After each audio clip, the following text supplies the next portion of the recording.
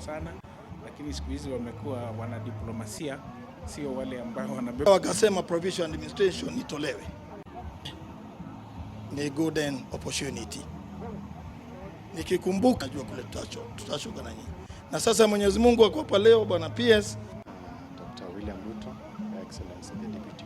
Then followed by Starehe and village elders, chiefs and assistant chiefs. It has never happened. Indeed, this is the intelligence. They are the first line who actually gather a lot of intelligence in the field there. And in this area, they have also done very well. So we work as a team to implement these programs and projects because the ECDs sijawahi muona kwa uso wangu, lakini sasa waleo huu nimemuona. Nilikuwa nikiwaona kwa ma TV tu, lakini sasa nimeona one on one. Sasa ninafurahi, wetu afurahie. Jambo la tatu ni hii.